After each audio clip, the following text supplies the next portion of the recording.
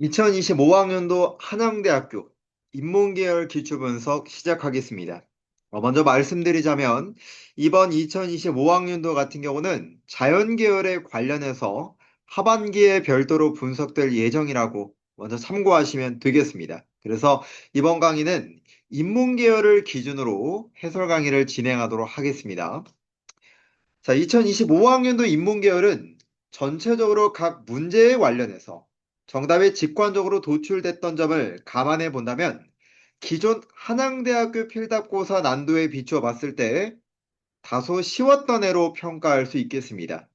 그렇기 때문에 2026학년도부터 재차 이 기존 한양대학교에서 40문항 체제로 돌아가는 점을 감안했을 때 아무래도 시간적인 압박감이 더해질 것으로 보이고, 이에 더불어서 25학년도 난도를 고려하면 평균 합격 커트라인도 다소 높았을 것으로 추측하건대, 대비하는 수험생분들의 경우에는 당장 25학년도보다 최소한 과거 10개년을 기반으로 어려웠던 해에서의 난도와 또 문장 삽입이나 순서 배열과 같은 기존에 출제되었던 부분들의 접근 방식들까지 모두 섭렵하고 입시를 하시면 되겠습니다. 특히 한양대학교는 이 성균관대나 또는 중앙대, 이화여대, 한국외대와 더불어서 정형화된 문제 패턴을 가지고 있는 점을 감안해 본다면 동일 학교 기출을 반복적으로 회독할수록 문제틀이 익혀지면서 그 효과를 배로 거둘 수 있는 대학 중 하나라고 볼 수 있겠습니다.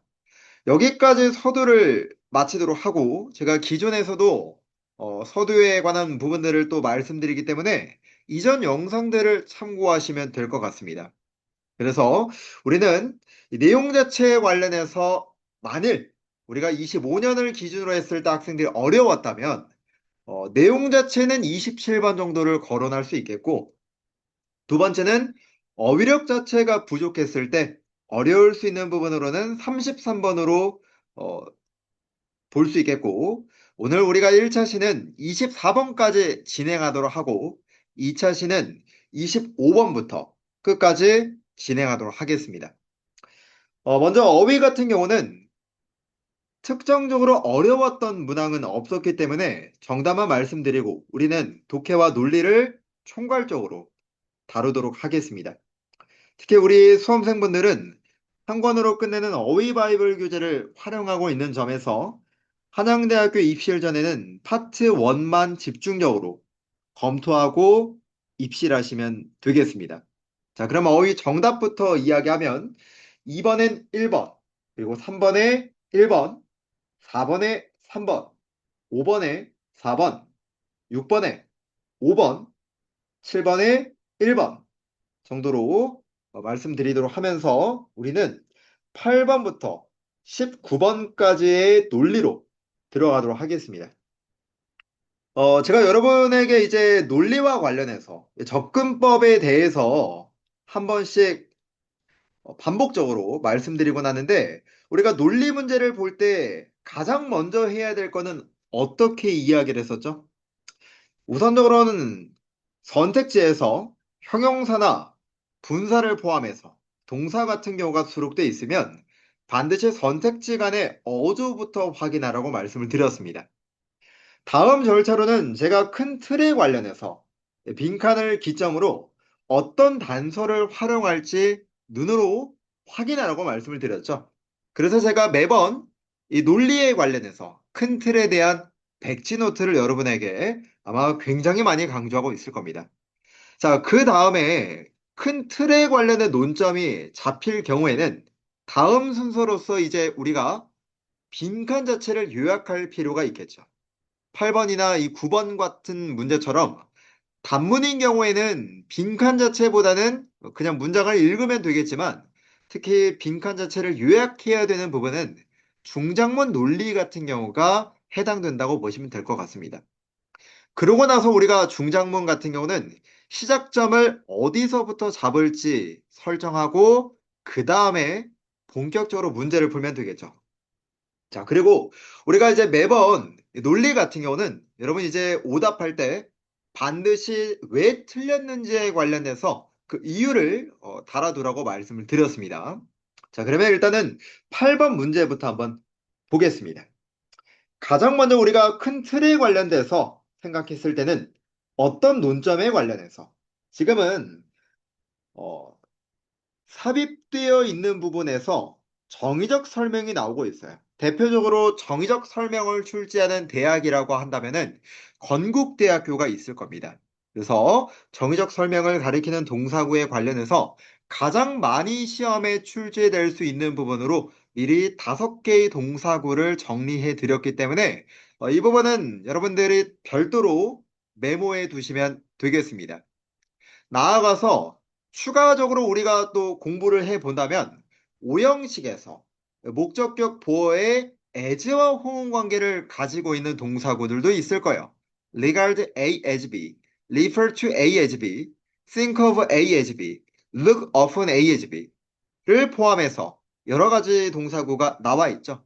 이 동사들도 정의적 설명을 가리키는 동사구이기 때문에 추가적으로 참고하시면 되겠습니다. 자, 그러면 지금은 정의적 설명에 관련해서 단서가 있지 않을까? 라고 생각한 다음에 어차피 한 문장이에요. 그런 다음에 해석을 하면 되겠죠. 새로운 인턴의 행동인데 이 인턴이 항상 아첨하고 과학의 비위를 맞추는데 열정적인 거예요. 그런 인턴의 행동은 어떤 행동으로 비추어지겠습니까? 당연히 아첨에 관련된 단어가 빈칸에 들어갈 수 있어야 되겠죠.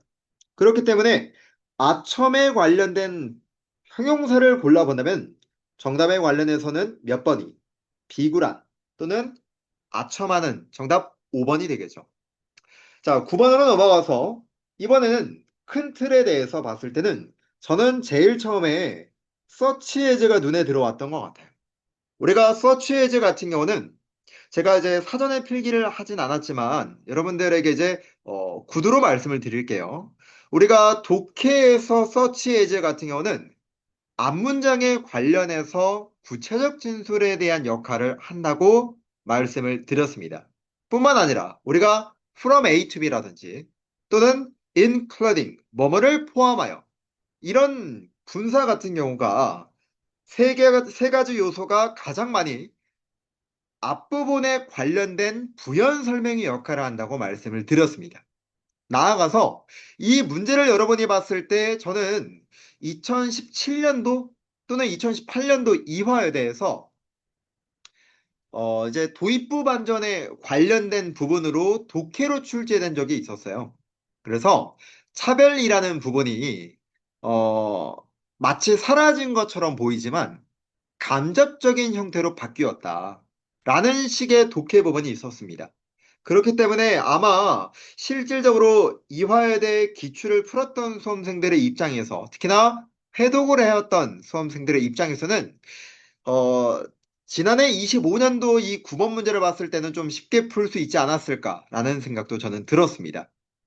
자, 그래서 여러분들의 이 부분은 추가적으로 시간적인 여유가 된다면 2017년도나 18년도 이화여대 독해를 보시면 제가 어떤 지문에 관련해서 언급하는지를 아마 확인하실 수 있을 겁니다. 자, 일단은 또 아마 큰 틀에 봤을 때 벗과 얼소가 눈에 보이는 친구들도 있을 것 같아요. 그렇죠? 자, 그래서 인종과 성에 기반해서 차별하는 게 흔히 노골적인 형태로 인식되었답니다. 자, 이때 블레이친트라고 했을 때 이 노골적인 형태가 차별에 관련된다면은 저는 여러분들에게 로직에 관련해서 이 노골적인이라는 것은 다르게 말하면 눈에 보이는 가시적인 형태라고 말할 수 있겠죠. 즉, 대놓고 사람을 차별하는 거라고 말할 수 있겠습니다. 하지만 또한 더욱더 빈칸한 행동으로도 드러날 수 있습니다. 지금 이때 벗에 관련된 부분은 벗이 얼소를 만나게 되면 오히려 더 추가 첨가의 역할을 가지게 되죠. 그랬을 때 지금은 차별이 사라졌다가 아니라 우리가 subtle이라고 할 때는 얘는 눈에 보이지 않는 거예요. 자, 그렇기 때문에 오히려 과거에는 직접적이고 그리고 가시적이고 그런 부분이었다면 지금 같은 경우는 미묘한 편견, 즉 눈에 보이지 않는 편견 정도라고 말할 수 있겠죠. 그렇기 때문에 이 서치 에즈를 통해서 받아온다면은 정답에 넣을 수 있는 부분은 몇 번이 우리가 눈에 보이지 않는다는 단어와 같을 수 있으려면은 insidious. 우리는 insidious 같은 단어가 은밀한, 음흉한 이란 단어로서 지금 같은 경우는 은밀한이란 의미로서 받아들이면 되겠죠. 그리고 이와 정반대되는 단어가 일반 정도, overt, 노골적인 같은 경우는 차별을 직접적으로 한다고 볼 수 있기 때문에 4번의 반대가 1번 정도가 되겠습니다. 자, 그러면 10번으로 넘어가서 이번에는 큰 틀에 대해서 한번 본다면 저는 once와 now 이 두 부분이 눈에 들어왔어요. 시점에 대조가 일어나고 있다는 것을 확인할 수 있다는 겁니다. 그러면 과학 이론이라는 게 타당성을 뒷받침하는 최근 발견들로 인해서 인정을 얻은 거예요. 그러면 과거에는 타당성이 인정되지 않았다라는 거잖아요. 그렇기 때문에 정답이 될 수 있는 부분은 몇 번이? 10번도 어렵지 않게 implausible. implausible 같은 경우는 그럴듯하지 않으니지만 지금 맥락에서는 타당성이 없는 정도로 의역할 수도 있겠습니다. 뿐만 아니라 우리가 dismiss 같은 경우는 A를 B로 치부하다, A를 B로 무시하다라는 표현이거든요. 그렇기 때문에 우리가 문제를 풀었을 때는 시점의 대조에 관련해서 당연히 문제를 풀 수도 있지만 더 나아가서 저는 우리 친구들이 이 dismiss, 동사구의 성향을 통해서 as 이하의 성분이 부정적인 요소가 나온다는 것도 파악할 수 있으면 좋을 것 같아요. 그래서 여기까지 말씀을 드리고 우리는 11번 논리로 넘어가도록 하겠습니다. 자, 11번 같은 경우는 딱 봤을 때 저는 크게 두 문장 논리 정도로 생각을 했어요. 첫 문장에서 빈칸이 있고 다음 문장에 대의가 있음을 통해서 대명사가 지금 이제 받아와야 되는 거잖아요. 그렇기 때문에 지금 귀족은 결코 다정하게 빈칸을 받아들인 적이 없다. 자, 그러면 귀족을 A로 잡아보고 결코 다정하게 빈칸을 잡아본 적이 없다라는 거를 B로 잡으면 되겠죠. 나아가서 지금 대의를 그들이라 하지 마시고 반드시 우리가 지칭에 관련된 대상은 받아올 수 있어야 됩니다. 그래서 귀족은 그들 스스로가 타인에게 명령을 하는 것 또는 지위를 내리는 것 이런 부분으로 태어났대요. 뭐보다는 상급자에게 명령을 받아들이기보다는 자 그러면 우리가 공통적으로 잡을 수 있는 부분은 계속해서 명령이란 단어가 나오고 있다는 겁니다. 그렇기 때문에 빈칸에 들어갈 수 있는 말도 귀족들은 결코 다정하게 명령을 받아들인 적이 없다. 이런 맥락이 나올 수 있어야 되겠죠. 자, 그렇게 봤을 때 지금 명령한다라는 단어와 가장 근접할 수 있는 단어를 한번 골라보시오. 라고 말을 한다면 compulsion, 강요와 강제라고 말할 수 있겠죠. 타인에게 커맨드하는 거, 상급자의 명령 같은 그런 부분이 가장 어울리는 건 4번밖에 없겠다. 이 문제도 우리 학생들이 뭐 특별하게 헷갈릴 만한 문항은 아니었던 것 같아요. 자, 이어서 12번으로 넘어가도록 하겠습니다.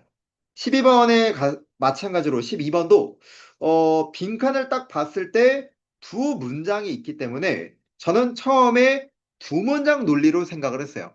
다만 실질적으로 문제를 풀었을 때는 이 빈칸 전후를 봤을 때 부정어가 있고 없고를 통해서 더해서 흑백 논리까지도 생각을 했습니다. 자, 12번 문제를 그럼 보시면 어떤 작곡가도 프리마돈나처럼 행동할 수 없대요. 프리마돈나는 여러분 이제 쉽게 말하면 그냥 주연 배우를 생각하시면 됩니다. 특히 우리 오페라에서의 주연 여성 가수를 이야기를 하는데 프리마돈나라고 그냥 생각하시면 돼요. 그래서 작곡가가 프리마돈나처럼 행동할 수는 없는 거래요. 어느 누구도 이때 mere hired hand 이거는 composer 작곡가를 지칭한다고 볼 수 있겠죠. 그래서 어느 누구도 작곡가를 빈칸으로 대접하진 않는데요. 분명히 우리가 이제 생각할 수 있는 부분은 이때 여러분이 작곡가라고 잡았더라면 당연히 빈칸에 들어갈 말도 또한 프리마돈나와 같은 단어가 들어가야 된다는 것을 눈치챌 수 있습니다. 자, 그 다음에 제가 흑백 논리라고 말씀을 드렸잖아요. 그래서 이때 히스 같은 경우는 작곡가를 받아와야 되겠죠. 그래서 작곡가는 빈칸으로 대접받지 않는데요. 작곡가의 역할은 단순히 서비스를 제공하는 거예요. 반대로 말하면 빈칸은 서비스를 받을 만한 사람이 되어야 되겠죠. 그랬을 때 여기서는 어떤 대우를 받아야 되는 서비스를 받는다는 것도 대우를 받아야 되는 그런 단어가 들어가야 됩니다. 그렇기 때문에 누군가로부터 대우를 받는 단어가 어떤 단어일까? 근데 마치 그게 주연 배우가 받을 만한 그런 대우예요. 그렇기 때문에 정답이 될 수 있는 것은 2번의 존경 또는 예의를 갖춘 대우 정도가 되겠죠. 그래서 12번의 정답은 2번 정도가 될 수 있겠습니다. 자, 13번으로 넘어와서 가장 우리에게 눈에 잘 보일 수 있는 단서는 누가? 바로 빈칸 뒤에 있는 분사구문이 될 수 있겠죠. 우리가 주성분에 관련해서 빈칸이 있었을 때 콤마 뒤에 분사구문이 나오게 되면 반드시 우리는 순접에 관련된 요소로서 배웠습니다. 그래서 우리가 순접의 4대 요소라고 했을 때는 분사 구문이라든지 부정사 구라든지 관계사 절이라든지 전치사구를 제가 누누이 여러분에게 강조해 왔습니다. 특히나 전치사구 중에서도 in, on, by ing 이 부분을 논리를 가르치는 순간부터 여러분이 시험장 가기 전까지 매번 강조합니다. 이렇게 주성분의 빈칸이고 분사구문이 나와 있으면 당연히 분사구문이 단서일 것이고 반대로 분사구문에 빈칸이 있고 주성분에 꽉 차 있으면 역으로 주성분이 단서가 될 것이고 빈칸은 그로 인해서 정답에 도출되는 관계가 되겠죠. 그렇기 때문에 우리가 눈여겨봐야 될 부분은 어떤 요소를 눈여겨봐야 된다. 지금 같은 경우는 이 뒷부분이 우리가 주목해야 될 부분이었습니다. 자, 그러기에 앞서서 주목해야 되는 건 알겠고 빈칸을 요약해야 되겠죠. 에피크로스가 빈칸한 더 큰 보상을 받대요. 빈칸에서. 그래서 고요한 삶과 세상으로부터 물러난 상태에서는 면역을 극찬했다는 거예요. 그러면 빈칸에 들어갈 말은 이런 고요한 삶과 세상으로부터 물러난 상태에서는 면역이라는 단어가 들어갈 수 있어야 되겠습니다. 우리가 이때 면역은 정말 질병에 대한 면역을 말하는 건 아니죠. 심리적이거나 사회적인 방해로부터의 자유에 빗대어서 말할 수 있겠습니다. 지금은 고유한 삶, 세상으로부터 물러난 상태라고 했기 때문에 뭔가 평온, 자유, 독립, 그런 개인에 대한 관점이 나와야 될 것 같아요. 그렇게 봤을 때 하필 선택지가 모두 공통적인 철자로 시작하는 점을 통해서 이 문제는 어휘형 논리라고도 말할 수 있겠죠. 자, 그런 점을 고려해 본다면 정답은 seclusion, 은둔, 고립 단어가 정답이 될 수 있겠습니다. 따라서 굳이 우리가 첫 부분부터 읽을 필요는 없었을 것 같고 빈칸 뒤에 분사구문에 관련해서 충분히 정답을 활용하더라도 문제될 여지는 없었을 것 같아요. 자, 그러면 14번으로 넘어가서 14번에 관련된 부분은 보시면 further이라는 나열에 관련된 부분이 나왔습니다. 특히나 우리가 나열이라는 부분이 나오게 되면은 하필 지금 문제와 같이 빈칸이 있으면 어, 이 지점부터 우리가 읽더라도 지장 가지가 않습니다. 보면 이것이 공적인 것과 사적인 것에 대해서 빈칸한데요. 그러면 이게 도대체 공적인 것과 사적인 것에 대해서 무엇을 하는 것인가는 뒤를 봐야 되겠죠. 근데 뒤를 바라보니까 하필 뒷부분이 뭐가 되는 겁니까? 바로 연구에 대한 부분이 나오고 있어요. 예시를 통해서. 그러면 그 내용에 관련돼서 살펴봤을 때 지금 이 브이로거들이 자신들의 개인에 대한 삶, 그러니까 자기 사생활을 보여줄 때 이러한 것들이 더 진짜처럼 평가를 받고 있습니다. 그러면 우리가 지금 같은 경우는 이런 사적인 요소를 공개를 해버리니까 오히려 공적인 것처럼 여겨진다는 거죠. 자, 그렇기 때문에 지금 빈칸에 들어갈 말은 사적인 것과 공적인 것 사이의 경계가 어떻게 된다는 거예요. 허물어지고 있는 부분이라는 걸 알 수가 있겠습니다. 그러면 우리는 이 문제 같은 경우는 구체적 진술을 요약하는 부분이 되겠죠. 따라서 단서를 한번 표시해 본다면 이런 사생활을 드러내다 보니까 오히려 공적인 것처럼 느껴지더라. 그렇게 본다면 공적인 것과 사적인 부분의 경계선이 허물어지기 때문에 그에 어울리는 동사로는 일러우드, 침식하다 정도로 볼 수 있겠죠. 이때 침식하다라는 표현은 비유적으로 약화시키다 정도가 될 수 있을 것 같아요. 따라서 14번에 관한 정답은 4번 정도가 되겠습니다. 자, 그러면 15번 문항으로 한번 넘어가서 보겠습니다. 15번부터는 이제 중장문 논리에 관련해서 이제 확인할 수 있을 것 같아요. 자, 지금 이렇게 이제 보시면 빈칸을 딱 봤다. 그러면 우리 눈에 들어와야 될 건 뭐냐면 바로 이 부정어입니다. 이 부정어를 통해서 우리는 흑백 논리에 관련된 사고를 가질 수 있겠죠. 여러분이 만약에 더 많이 읽었다 가정하더라도 여기서부터 읽는 게 좋을 것 같아요. 자, 그랬을 때 지금 빈칸의 문장은 명상과 성찰이 문학의 가치를 빈칸하는 게 아닙니다. 오히려 우리가 부정어가 나온 다음에 바로 이어서 주어 동사가 나오면 하나의 흑백 논리라고 말씀을 드렸어요. 그러면 명상과 성찰이 문학의 가치를 빈칸하는 게 아니라 오히려 이러한 요소가 문학의 가치를 texture, 다채롭게 하고 풍부하게 만든대요. 그러면 지금 같은 경우는 자, 명상과 그리고 성찰이란 부분이 대의를 받아온다면 이때 texture 같은 경우는 어떤 요소로서 바라볼 수 있겠습니까? 풍요롭게 하되 다채롭게 하다. 그에 반대되는 말을 고르면 되겠죠. 그렇게 한번 골라본다면 훼손시키는 것이 아니라 다채롭게 하더라 정도로서 정답 5번 정도가 되겠습니다. undermine이라는 단어가 훼손시키다, 해치다, 약화시키다 정도가 될 수 있겠죠.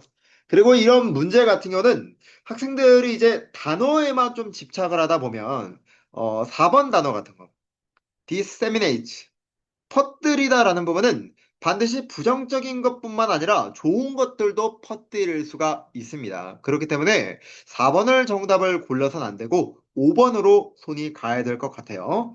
자, 그러면 16번으로 넘어가도록 하겠습니다. 자, 이제 16번 문제를 보시면 자,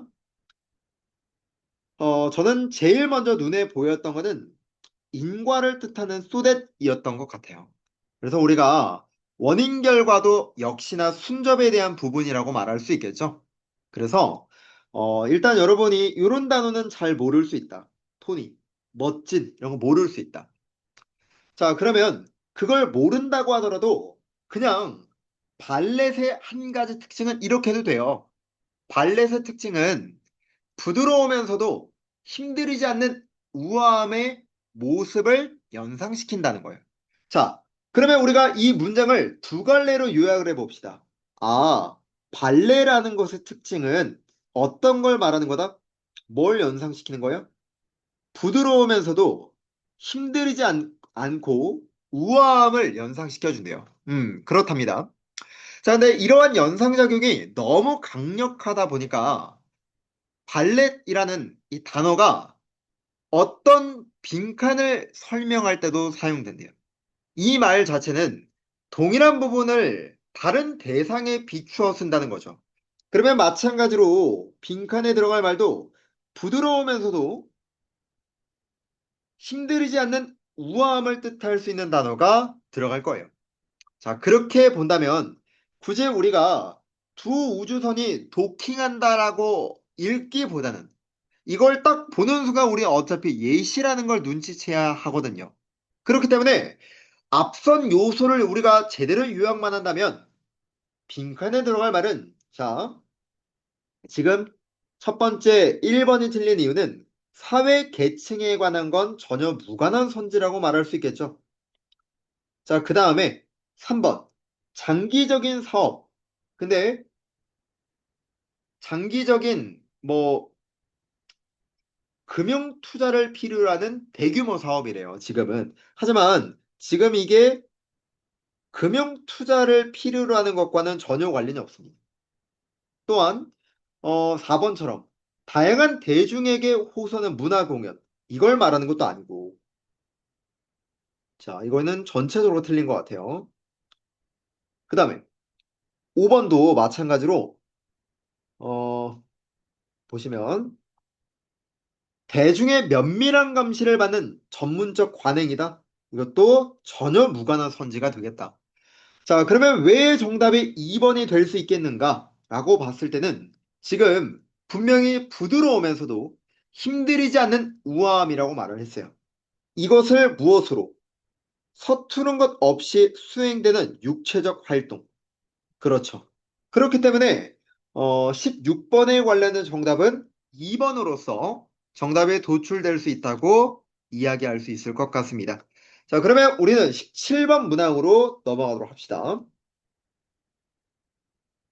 자, 17번 문제를 보시면 빈칸이 가장 하단에 있습니다. 자, 이렇게 하단에 있을 때는 첫 번째는 우리가 하단에 관련해서 요약을 하고 그 빈칸에 관련된 지점에서 시작점을 특정적으로 잡고 정답을 도출한다면은 그래도 되고 만일 그러지 못했다라고 한다면은 빈칸에 관련된 부분을 요약한 다음에 어디로? 상단으로 간다. 이렇게 이제 이야기를 했었죠. 이런 걸 우리는 회귀형 논리라고도 이야기했었습니다. 자, 그러면 저는 지금 빈칸을 처음에 요약을 했을 때 비극적인 영웅을 A로 잡아본다면, 비극적 영웅을 A로 잡아보면, 빈칸을 구현한대요. 빈칸을 보여준답니다. 그러면 A와 B 또는 P는 Q다. 항상 이렇게 요약하는 준비를 가지고 있어야 된다. 이렇게 요약하는 것 자체는 어렵지 않았습니다. 그 다음에 우리가 시작점을 잡아보는 거예요.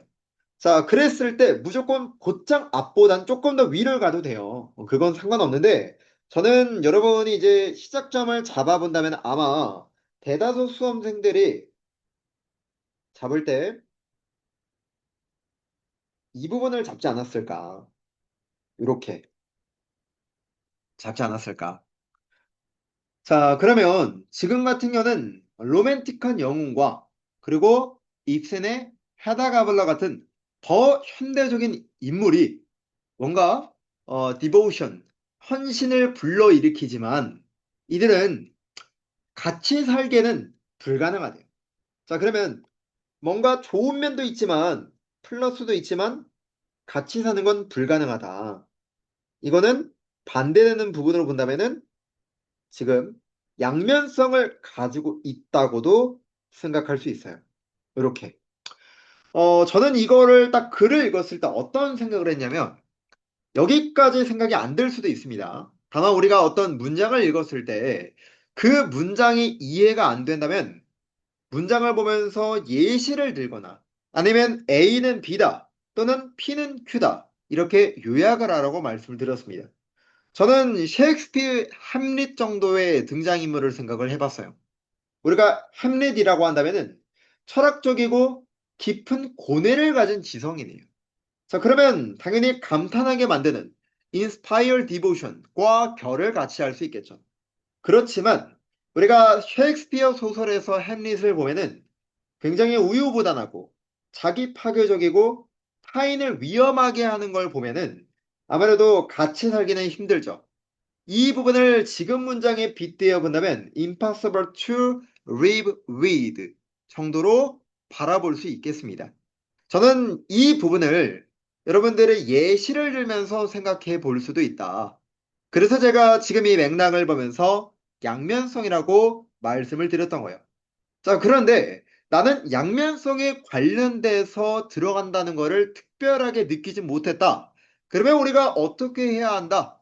회귀형 논리로서 A는 B다 또는 P는 Q다. 이거는 잡고 상단으로 가라고 말씀을 드렸죠. 자, 그랬을 때 공통된 분모를 찾아보니까 동일하게 비극적 영웅이 나오고 우리는 영감을 불러일으켜 우리에게 영감을 불러일으켜 주지만 두려움도 준대요. 마찬가지로 양면성을 잡을 수 있습니다.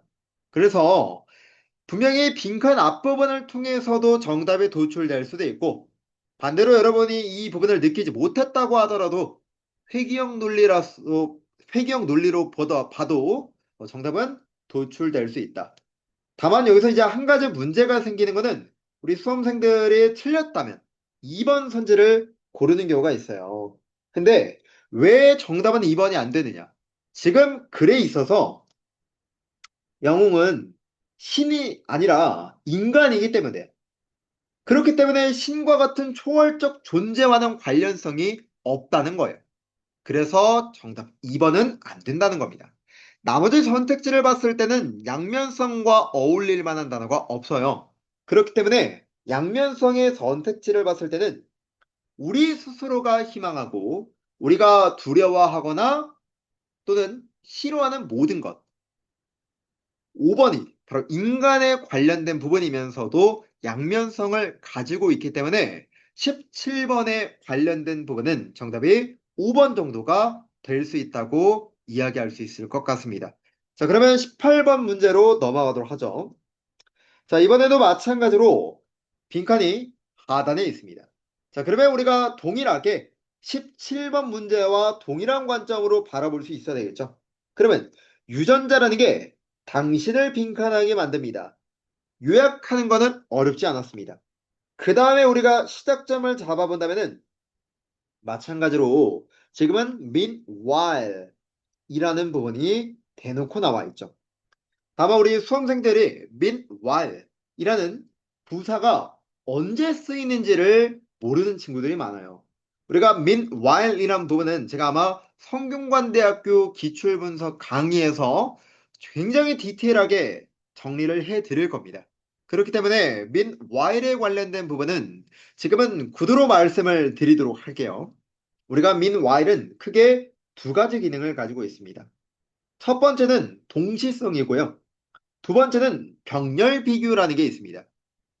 자, 첫 번째, 우리가 동시성이라고 할 때는 그동안에, 동시에 이렇게 해석을 합니다. 일반적으로는 서로 다른 두 주체에게 동시성을 띠는 경우에 쓰입니다. 자, 그렇다 보니 선생님, 만약에 주체가 같을 경우에는 어떻게 되는 건가요? 그럴 때는 보통 while을 많이 쓰죠.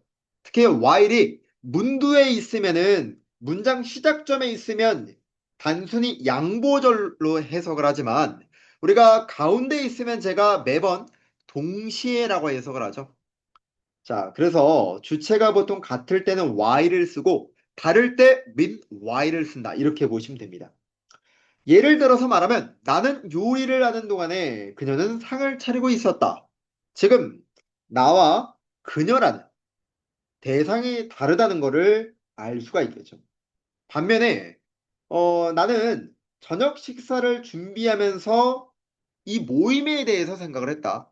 그러면 지금은 주체가 다르지 않고 나의 행동만 동시 상황을 말하고 있어요. 그럴 때 while을 쓰는 겁니다. 그래서 I was preparing dinner while thinking about the meeting. 이렇게 쓰면 이제 while을 쓰면 되고 I was cooking. Meanwhile, she was setting the table. 이런 식으로 대상을 달리하면은 meanwhile을 쓰면 된다는 것입니다. 자, 그리고 두 번째가 병렬 비교 같은 역할이 있어요. 그래서 meanwhile이란 부분이 병렬 비교라는 것은 한편으로는 반면에 이런 뜻을 가지고 있습니다. 주로 지금처럼 가운데 있는 게 아니라 이렇게 딱 대조하게끔 만들어주는데 지금 맥락을 여러분 보시면 유전자인데도 문화적 맥락에 따라서 정반대 반응을 보인다고 설명하고 있음을 알 수 있을 겁니다. 유럽은 개인주의였고 그리고 나중에 여러분 문제를 풀으셨을 때 아시아 문화권에 관련돼서는 이제 이타주의적인 거, 집단주의를 아무래도 또 선호했던 부분이 나오죠. 그래서 두 문화 집단의 상반된 행동 양식을 비교하고 있다는 걸 알 수 있습니다. 그럴 때 meanwhile을 쓰는 거예요. 자, 그리고 이러한 부분들은 여러분이 그냥 지금 수업에서만 딱 알고 넘어가지 마시고 우리 독해노트 글의 원리 앞부분에 보시면 연결사에 관련해서 모든 부분이 정리가 돼 있습니다. 그렇기 때문에 저는 여러분들의 meanwhile이란 연결사가 나오면 많은 수험생들이 틀릴 거예요. 그렇기 때문에 이 부분을 저는 이런 독해노트 글의 원리편에 대해서 별도로 정리해 두시는 것을 권장합니다. 그래서 이거는 추가적으로 참고해 두시면 좋을 것 같습니다. 자, 그럼 문제를 다시 한번 더 보면은 분명히 우리가 요약할 때는 유전자가 당신을 빈칸하게 만든답니다. A는 B다 또는 P는 Q다. 이렇게 정리하는 건 쉬웠다. 자, 그 다음에 앞선 부분을 보니까 같은 유전자 변이를 carried 이제 가지는 어, 유럽계 미국인은 아마도 더 개인주의적인 성향을 띨 거예요. 근데 전통적으로 이 개인주의가 백인들의 규범이었다는 거예요. 그러면 지금 같은 경우는 본래 개인주의였는데 여기서 유전자 변이를 가지게 되면은 정도가 더욱더 심화되었다라는 정도만 말한다고 볼 수 있겠죠. 저는 그래서 선택지를 봤을 때 정도가 더 심화되는 선택지를 생각했었습니다. 자, 그랬을 때 이게 1번, 뭐 예를 들어서 집단의 이익을 위해서 개인의 손실을 감수하는 데 더 열려 있대요. 아, 이거는 딱히 와닿지 않고. 그리고 또 가장 하나는 정리하는 주제 문격들이 들어가는 것이기 때문에 그건 좀 아까웠어요. 2번, 규칙이 무엇이든지 간에 규칙을 더 따르는 사람이 될 거래요. 느꼈을 때는 정도가 더 심화되는 걸 좀 알긴 알겠어요. 3번, 문화적 맥락에 상관없이 덜 순응하게 된대요. 이거는 정도가 심화되는 게 아니라 반대되는 거죠. 약해지는 거니까 만약 반대로 생각한다면 우리 친구들이 3번을 고를 것 같다. 그리고 4번, 미래 보상을 위해서 즉각적인 쾌락을 덜 추구한다. 어찌 보면 이 부분도 정도가 덜, 덜해지는 부분이니까 오답이 될 것이고 선도자가 덜 되게 만든 이것도 마찬가지로 정도가 약화되는 부분이죠. 자, 그렇기 때문에 2번이 정답인 것 같은데 나는 더 확실하게 보고 싶다. 자, 그럴 때 우리가 지금 부분만으로는 좀 어렵다면 어디를? 회귀형으로 상단을 보면 되겠죠. 자, 그랬을 때 상단을 보면은 자, 개인의 정도에서 우리 자신에 대한 사회의 신경을 얼마나 신경 쓰는지는 우리 생물학으로부터 영향을 받을지도 모른다. 자, 우리가 누누이 정말 많이 연습했던 것 중 하나가 뭐를 연습했습니까? 생물학이라고 했을 때 제가 이거 생물학을 읽지 말라 그랬죠. 생물학이 아니라 이걸 딱 봤을 때 느껴야 되는 건 무슨 생각? 선천이라는 부분을 떠올려야 됩니다. 선천. 그렇기 때문에 우리는 선천이라는 걸 의미하는 거구나. 그래서 선천과 그 다음에 정도가 더 심화되는 부분을 또 잡아볼 수 있다면, 다시 어떤 부분, 정도가 더 심화되는 부분을 잡을 수가 있다면, 확실하게 정답을 몇 번으로써, 2번으로써 갈 수 있겠죠. 자, 그러면 우리는 이때 이해할 수 있어요. 지금 맥락에서 규칙이 무엇이든지 간에 했을 때 이때 규칙이라고 말하는 것은 문화라든지 환경과 같은 후천적인 요소를 말한다고 볼 수 있겠죠. 그러니까 그런 거에 상관없이 더 엄격하게 규칙을 따르는 사람. 그래서 선천적인 것까지 반영한다. 라고 말할 수 있겠습니다. 그래서 정답은 몇 번에? 18번에 관련해서는 2번 정도가 될 수 있겠죠. 자, 그러면 논리의 마지막으로 넘어가서 19번. 마찬가지로 가장 하단에 빈칸이 있습니다. 그러면 however가 있으니까 하지만 열쇠는 단지 어려운 시기에서 생존하는 게 아니라 빈칸이다. 그럼 A는 B다라 봤을 때 열쇠는 뭐다? 빈칸이다. 열쇠는 빈칸이다. 이렇게 요약하면 되겠죠. 열쇠는 빈칸이다. 자, 그 다음에 무조건 상단을 가는 게 아니라 기준점을 잡아본다면 우리 아마 많은 수험생들이 저는 이 전문가 자체를 잡을 것 같아요. 다만 전문가 자체보다는 그가 주장하는 내용에 우리는 집중할 필요가 있겠다. 자, 그러면 지금 이 능력은 아마 위를 더 봐야 될 거예요. 능력은. 근데 능력은 근본적인 힘의 깊은 이해와 연관이 있대요. 근데 그 힘이 뭘 말하고 있는 거예요? 인간의 경험의 모형을 만드는데 이게 어떤 문명이 자신의 한계를 넘어서서 새로운 가능성을 포용한다는 겁니다. 그러면 우리가 이때 첫 번째, 저는 단서를 뭘로 잡았냐면은, 자, 제가 지금 색깔을 칠하는 부분은 단순히 부정을 뜻하는 게 아닙니다. 아시겠죠? 자, 지금 우리의 한계를 뛰어넘고 거기에다가 뭐까지? 자, 색깔을 좀 더 진하게 쓰면은 새로운 가능성까지 포용하는 거래요. 그럼 우리가 이 두 가지를 통해서 첫 번째, 우리의 한계를 초월한다는 것은 단순히 회피하거나 유지하려는 게 아니라 극복하려는 거고, 그리고 새로운 가능성을 받아들인다는 것은 변화를 기회로 여긴다고 이해할 수 있겠죠. 저는 그렇기 때문에 이 두 부분을 어디에? 빈칸에 들어가야 된다고 생각했어요. 그래서 하지만 열쇠니라 했을 때 이게 강조 however라는 걸 우리 수험생들이 알면 좋겠다. 됐습니까? 이렇게. 자, 이렇게 본다면 그 두 가지를 봤을 때 먼저 정답부터 설명하고 나머지는 왜 안 되는지 보도록 합시다. 자, 일단은 첫 번째 부분에 대해서 보면 무엇을 우리가 처음에 한계를 넘는다 그랬죠. 이거는 예기치 못했던 것들을 완화시키는 거. 한계를 넘어서는 거. 그 다음에 이어서 변화를 기회로 받아들인다는 거. 이 두 가지를 모두 아우를 수 있는 선지가 4번밖에 없었어요. 그렇기 때문에 정답이 될 수 있는 거는 확실히 몇 번이?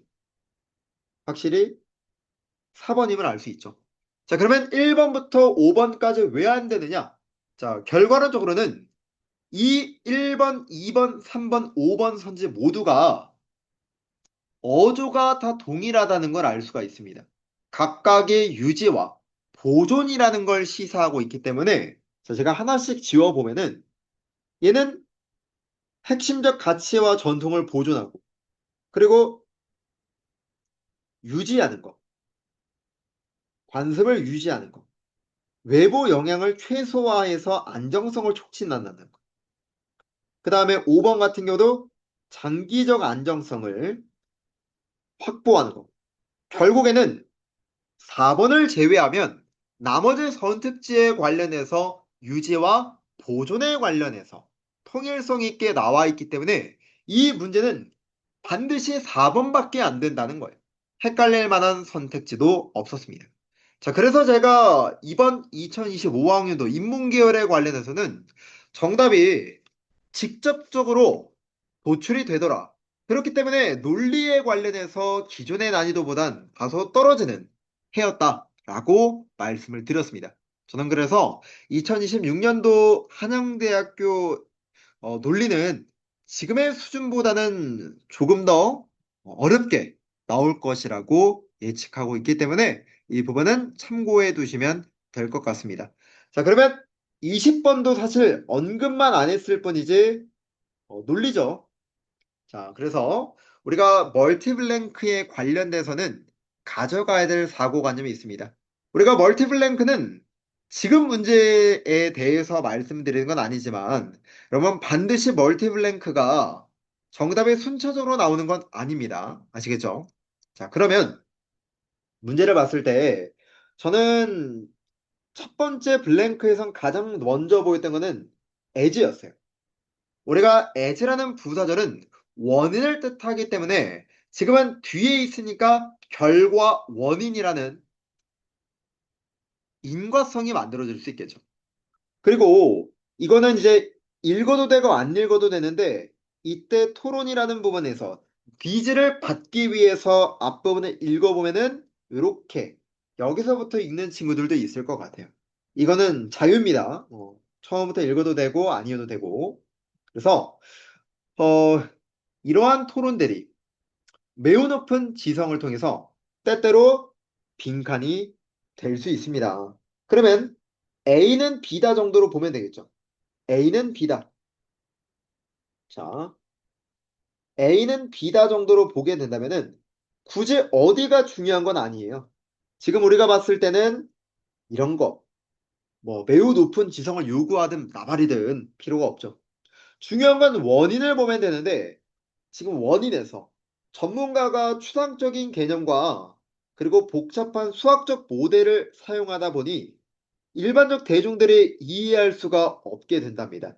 그러면 이러한 토론은 추상적이고 복잡하기 때문에 이에 관련된 부분으로서 결과값이 뭐예요? 결과값이. 이런 복잡하고 추상적인 걸 사용하다 보니까 일반인들이 이해할 수가 없어요. 그렇기 때문에 통일성을 맞춰주면은 A번은 이렇게 들어갈 수 있어야 되겠죠. 됐습니까? 자, 자, 이때 하지만 그 주제에 애매한 특징에도 불구하고 그러니까 이런 단어가 나오는 거예요. 이런 단어. 그래서 이런 특징에도 불구하고 중요한 건 주절이죠. 학회는 여전히 새로운 발견에 대한 가능성으로 인해서 활력을 띠고 있대요. 그러면 분명히 일반인들은 이해할 수 없어서 소수만 이해할 수 있다고 했는데 그럼에도 불구하고 에너지가 장난 아니랍니다. 그러면 이 논쟁은 깊은 어떤 의미들로서 추진되겠습니까? 당연히 에너지가 장난아니게 넘치겠죠. 더불어서 분석 의문도 똑같죠. 무엇을? 한계를 넘어선대요. 그러면 지금은 이 파란색 부분이 다 단서가 되는 거예요. 에너지가 장난 아니고 한계를 넘어서는 이런 말들이 다 단서가 되는 겁니다. 이렇게. 음. 자, 그렇기 때문에 B번에 관련된 거는 긍정적인 단어. 첫 번째 빈칸은 다수는 이해할 수 없기 때문에 소수만 알고 있는 그런 선지를 골라본다면 정답은 에스테리카 그리고 impenetrable 이렇게 이제 정답 후보군이 될 수 있겠죠. 자, 하지만 두 번째 빈칸을 보게 된다면 앞티미즘만 정답이 되겠습니다. 아마 이제 3번의 스페큘레이티브를 또 고르는 친구들이 있을 것 같은데 우리가 스페큘레이티브처럼 투기적인 경제 파트고요. 그리고 추측에 의거한다는 의미는 확실한 증거가 없다는 겁니다. 우리가 증거가 있냐 없냐를 말하는 것이 아니라 지금은 다수가 이해할 수 없다는 것이기 때문에 소수만 이해할 수 있는이라는 형용사가 적절하다는 것을 알아야 되겠죠. 그렇기 때문에 에스테릭이라든지 impenetrable 같은 단어가 정답으로서 적절하다고 말씀을 드렸던 것이고 그리고 두 번째 빈칸은 however를 기점으로 해서 전환이 되면서 어조가 완전히 긍정적으로 바뀌었습니다. 그래서 optimism이라는 단서가 정답이 나올 수 있겠죠. 자, 여기까지가 논리가 되겠고, 그러면 이제 우리는 21번부터 독해에 관련해서 넘어가 보도록 하겠습니다.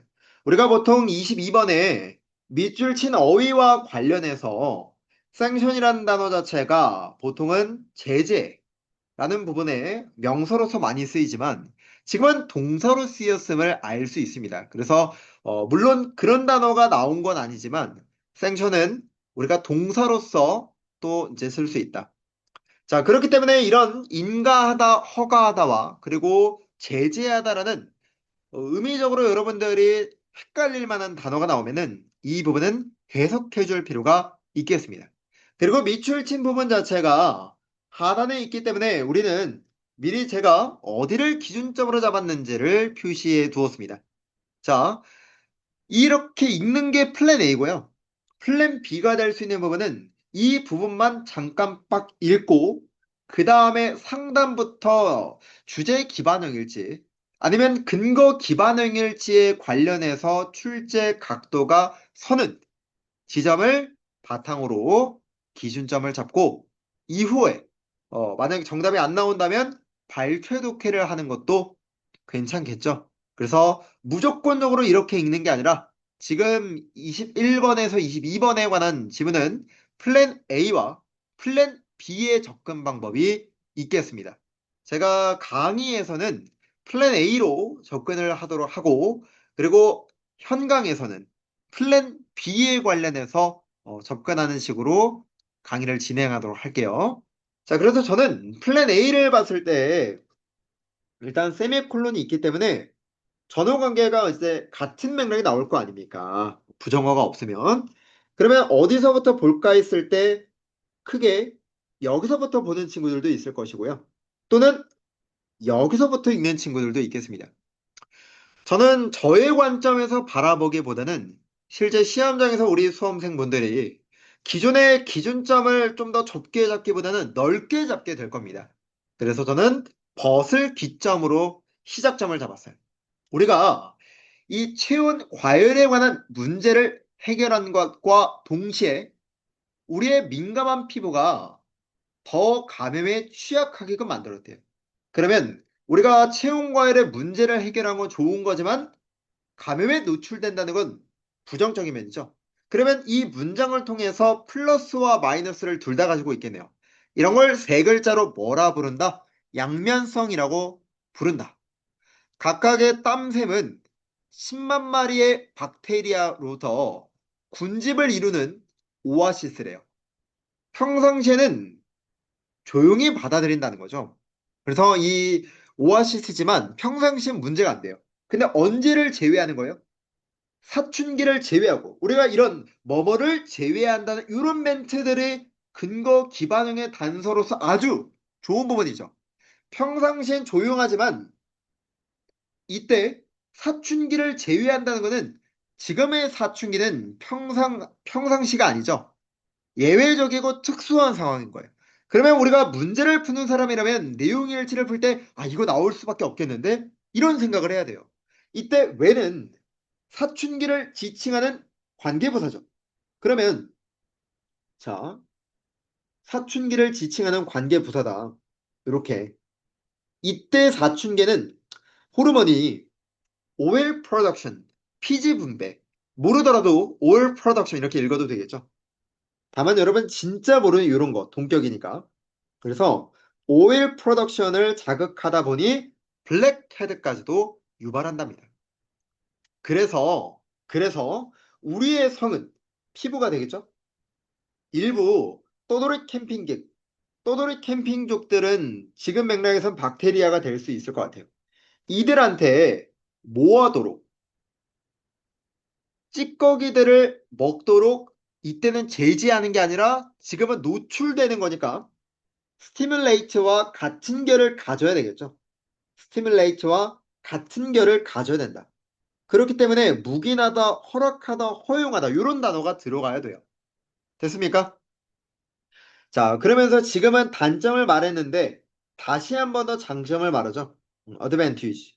우리가 상대적으로 털이 없는 것으로 체온을 낮게 유지하는 장점은 우리가 부상과 감염, 그냥 감염에 취약한 것에 대비해서 비교해야만 합니다. 라고 끝나고 있습니다. 그러면 이 글은 이 땀샘에 관련해서 장단점을 이야기한다고 말할 수 있겠죠. 우리가 지금 이렇게 문제를 풀었다면 자, 그랬을 때 어디를 바탕으로 해서 문제가 나왔습니까? 실질적으로 이 부분이었죠. 그래서 사춘기는 예외입니다. 그래서 그때 사춘기 같은 경우는 오일 프로덕션을 자극하다 보니 블랙헤드까지도 유발한다 그랬어요. 그쵸? 그래서 이 부분을 토대로 본다면은 몇 번이? 그대로 본다면은 4번에 suppress라고 보시면 안 되고 이때는 사춘기 동안에 무엇을 OLC collection 이거를 production을 지금 바꿔서 말한 거죠. 그래서 억제하다가 아니라 자극하다 stimulate로 고쳤어야 됩니다. 그래서 정답이 4번이고 22번은 permit 2번 정도가 될 수 있겠죠. 자, 그 다음에 만약에 우리 학생들이 이렇게 문제를 푼 게 아니라 선생님 저는 플랜 B로 풀었습니다 라고 읽는다면은 제가 현강에서 하기로 했지만 좀 빠르게 말씀을 드릴게요. 여기 조금 이제 논점이 있기 때문에 그러니까 첫 문장에서 이렇게 이야기했어요. 우리 피부가 다른 털이 더 많은 척추동물들의 피부와 비교했을 때 이상하리만큼이나 부드럽대요.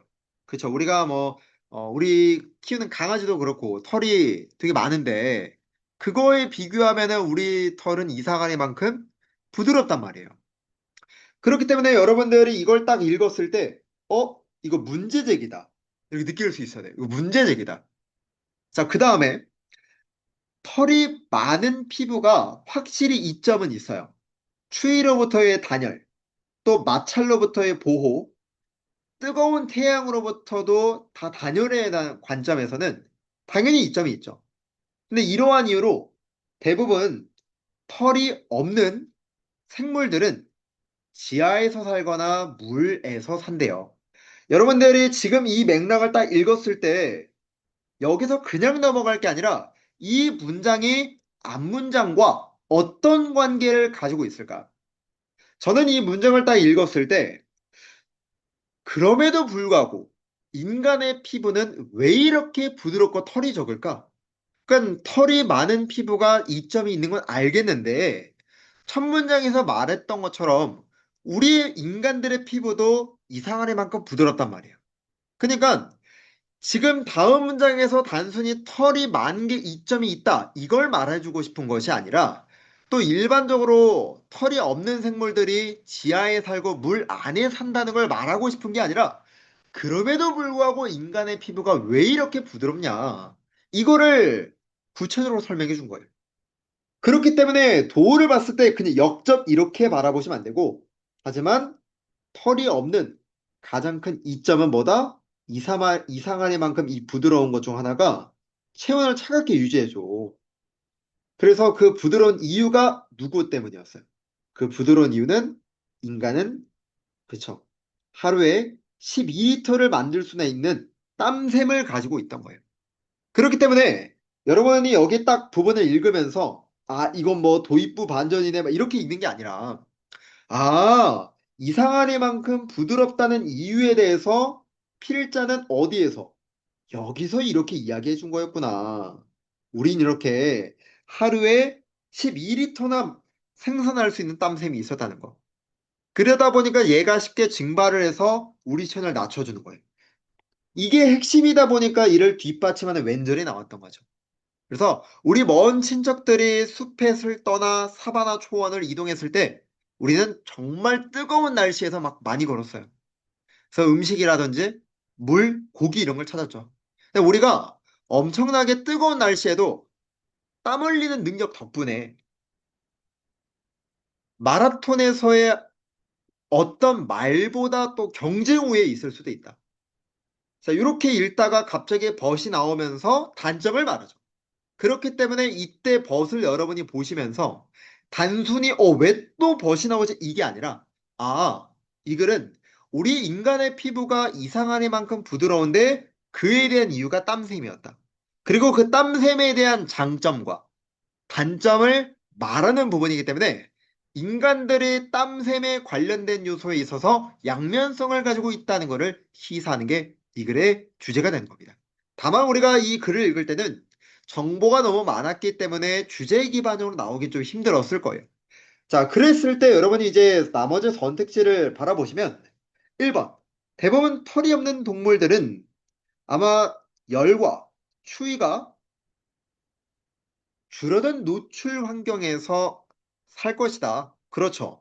그러다 보니까 지하나 물 안에 산다고 말했고, 또 털이 없는 피부는 털이 있는 애들보다 높은 온도를 줄일 때, 효과적이래요. 그렇죠. 우리가 털이 없다 보니까 체온을 낮게 유지해 줄 수 있죠. 뭐 때문에? 빨리 증발하기 때문이었죠. 3번. 뜨거운 날씨에 땀 흘리는 능력이 특히나 생존 활동에 중요해요. 사바나 조원에서. 그렇다 보니 우리가 때로는 장기간의 달리기 마라톤에서 말보다 유리할 수도 있다 그랬어요. 그렇죠? 자, 5번 선택지를 보시면 우리가 열을 유지하는 피부 능력은 또 더 취약한 대가를 치른다. 이 부분은 단점을 말할 수 있죠. 우리 인간이 어, 민감한 피부가 감염에 더 취약하게 만들어 놨잖아요. 그에 대해서 특히나 민감할 수 있는 부분이 사춘기라고도 나와 있습니다. 자, 그래서 여기까지 보시면 왜 나머지 선택지들이 맞을 수밖에 없었고 또 근거 기반으로 나왔던 부분들도 알 수 있을 겁니다. 자, 그러면 우리는 23번으로 넘어가도록 하겠습니다. 자, 이제 각각 글의 주제를 묻는 유형들이기 때문에 당연히 우리는 기준점을 잡을 때는 글의 주제가 도출된다는 지점을 기준점으로 잡으면 되겠습니다. 그리고 우리가 글의 주제 제목과 관련해서 글의 목적도 마찬가지고요. 그리고 함의 추론, 우리가 동국대 자연계열에서 나왔던 이런 함의 추론도 마찬가지죠. 각각의 이런 문제가 수록되었을 때는 반드시 우리가 그냥 주제라고 해서 읽는 게 아니라 선택지를 하나하나 볼 것도 아니라 선택지를 봤을 때 핵심 소재로 의심될 만한 게 있는지를 빠르게 컨택을 해야 되겠죠.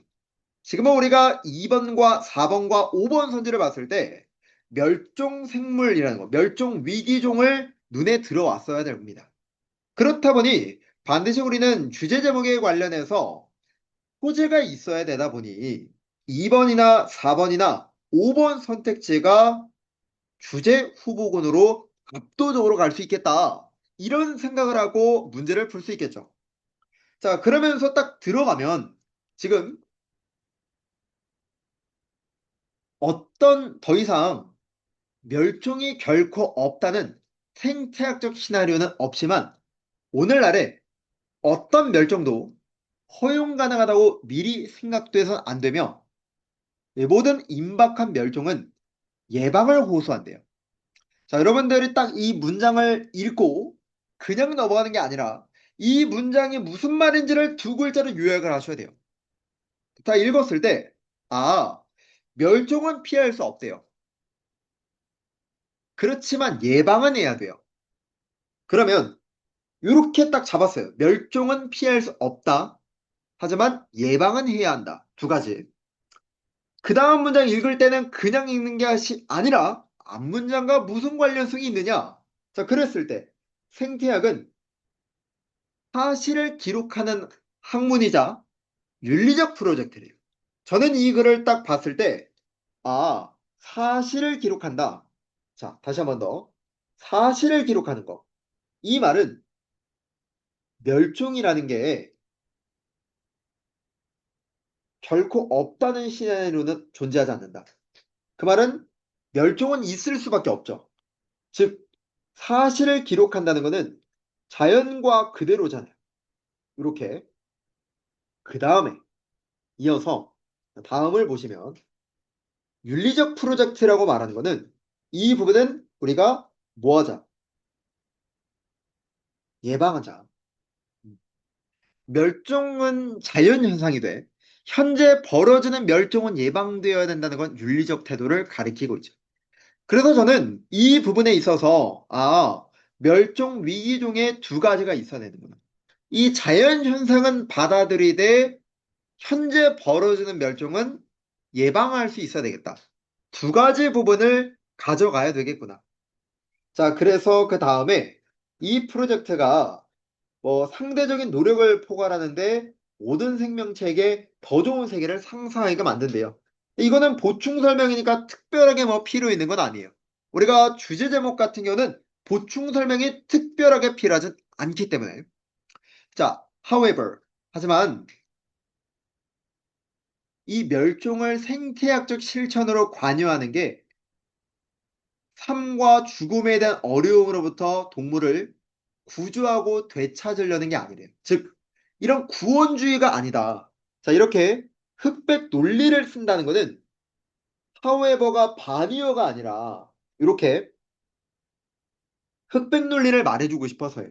이런 게 아니라 오히려 무엇을 멸종 위기종을 돌본다는 것은 그들을 사라지는 것으로부터 보존하는 업무를 수반한대요. anthropogenic 인위적인 명분 때문에 뭐가 아니라 똑같이 또 말하죠. 구원이 아니라 또 생태계를 이상화시키려는 게 아니라 다시 말하면 구원주의도 아니고 이런 유토피아적인 것도 아니라 인간 중심적인 대의명분 때문에 계속 지키는 거다. 이 말은 윤리적 태도에 대해서 말을 하고 있는 겁니다. 만일 여러분들이 또 읽게 되면은 스터딩을 또 읽을 수밖에 없어요. 저는 여기까지 딱 읽었을 때, 어쨌든 멸종은 자연현상이니까 이걸 받아들이고, 현재 벌어지는 멸종들은 예방해야 되는구나.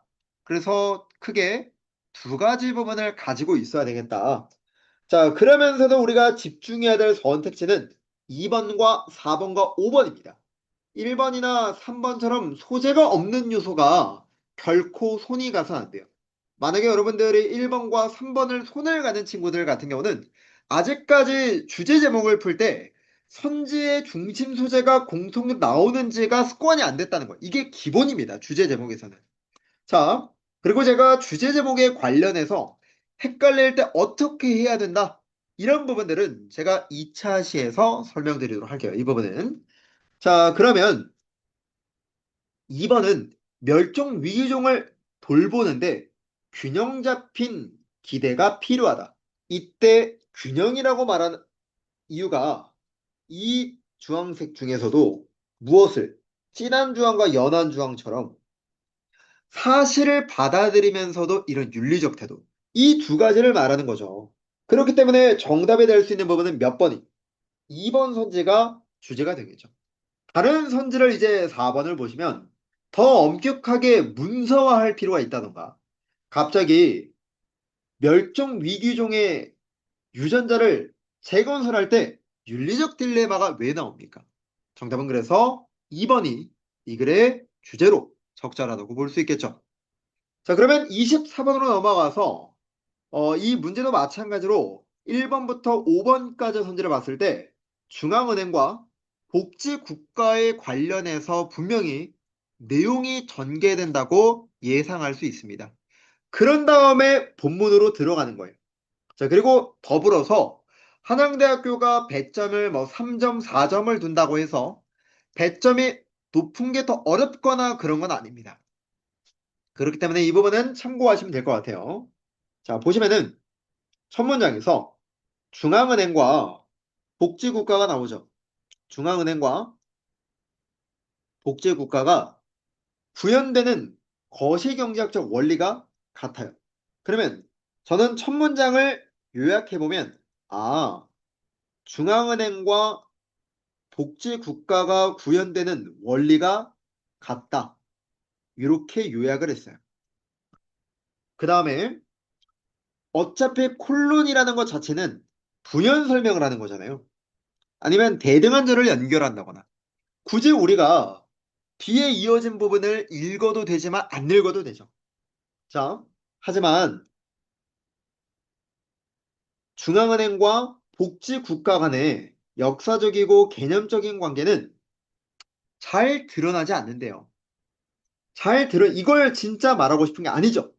우리가 마찬가지로 우리 23번에서도 흑백 논리 말을 했듯이 잘 드러나는 건 아닙니다를 말하고 싶은 게 아니라 또 이들에게 주목하는 것은 우리가 중앙은행이 복지국가에게 돈을 지불하도록 요청해야 한다는 게 아닙니다. 이걸 말하는 게 아니라 정말 말하고 싶은 거는 법비, 흑백 논리에서의 법비는 여기죠. 중앙은행은 뭐처럼 복지국가의 다른 기둥과 마찬가지로 중앙은행은 어떤 역할을? 똑같이 무슨 역할을 한다? 리스크를 관리하면서 불확실성을 줄이는 역할을 한다. 그렇기 때문에 이 글은 처음부터 원래 주제를 말하고 그 다음에 벗을 통해서 에이, 잘 눈에 띄지 않는데 이게 이런 건 아니야. 실제로는 둘이 또 비슷하거든. 자, 저는 이 부분을 다른 생각으로 어떤 부분에 비유를 했었냐면은 이렇게 예시를 대면 우리 학생들이 좀 이해가 잘 되겠다. 소방관과 응급구조사 두 직업군이 있다고 가정을 하면은 겉보기에 두 직군은 다른 일을 하는 것 같지만 실질적으로 둘 다 사람의 생명을 구하고 위험을 줄이기 위해 존재하는 것처럼 이때 소방관과 응급구조사가 처음부터 같은 목적을 가지고 만들어질 수 있죠. 하지만 언뜻 봤을 땐 달라 보여요. 근데 다시 한 번 더 보면은 결국에는 같은 목적을 가지고 만들어진 존재라는 걸 알 수 있죠. 딱 이 부분으로 비유하면은 찰떡일 것 같아요. 그렇기 때문에 저는 이 글이 우리 학생들에게는 크게 어려웠던 건 아닌 것 같다. 그래서 이 글의 주제를 본다면 몇 번에 너무 쉽게 나왔어요. 5번 선지에서 중앙은행과 복지국가 사이에 기능적 유사성 코레스판드라는 단어가 유사성, 관련성이라는 단어를 가지고 있죠. 그렇기 때문에 정답이 될 수 있는 부분은 몇 번이? 5번이 이 글의 주제로서 적합하다고 볼 수 있겠고 다른 선택지에 관련해서는 특별하게 헷갈릴 만한 부분은 없었습니다. 자, 여기까지 해서 우리가 한양대학교 1차 시는 마무리 짓도록 하고요. 우리는 25번부터 2차 시에서 만나 뵙도록 하겠습니다. 모두 고생하셨습니다.